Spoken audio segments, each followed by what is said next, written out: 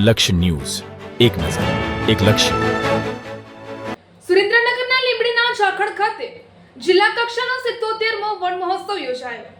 રાજ્યમાં green cover clean ગુજરાતના ઉદ્દેશ્ય સાથે આજે વૃક્ષારોપણને વેગ આપવા માટે 77મા વન મહોત્સવનો પ્રારંભ કરવામાં આવ્યો હતો. આ પહેલને આગળ ધપાવતા સુરેન્દ્રનગર જિલ્લા વહીવટીતંત્ર અને સામાજિક વનીકરણ વિભાગના ઉપક્રમે જિલ્લા કક્ષાનો વન મહોત્સવ કાર્યક્રમ યોજાયો હતો.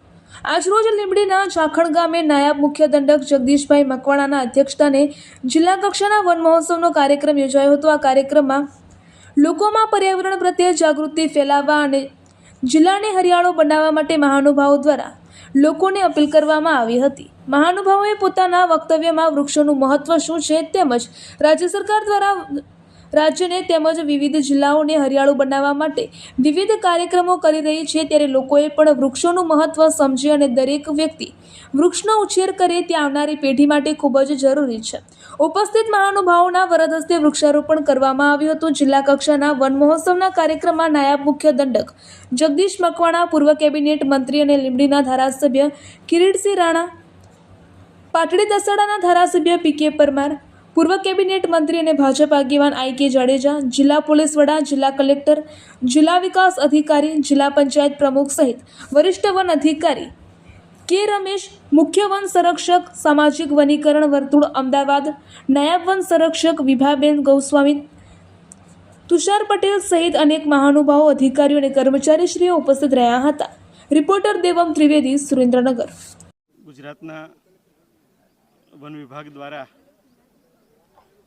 આ 77મા વન મહોત્સવ અંતર્ગત સુરેન્દ્રનગર જિલ્લાનો જિલ્લા કક્ષાનો વન મહોત્સવ ઝાખડ ગામે રાજરાજેશ્વર ધામ લાઈફ મિશન ખાતે યોજાયો.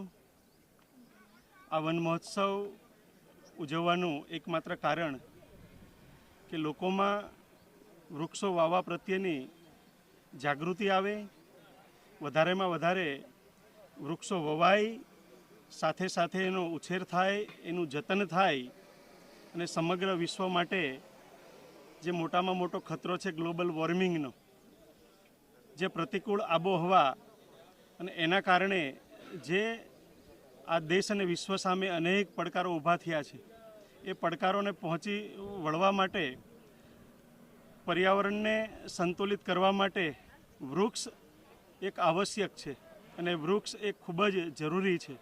અને એટલા માટે ગ્રીન ગુજરાત બને, આ ગ્રીન સુરેન્દ્રનગર જિલ્લો બને અને લોકોમાં વૃક્ષો પ્રત્યે જાગૃતિ આવે, ખેડૂતો ખેતરના શેઢે પાડે, લોકો ગામની અંદર અથવા જ્યાં જગ્યા મળે ત્યાં વધારેમાં વધારે વૃક્ષો વાવવાની આ મીડિયાના માધ્યમથી હું જનતા જનાર્દનને અપીલ પણ કરું છું.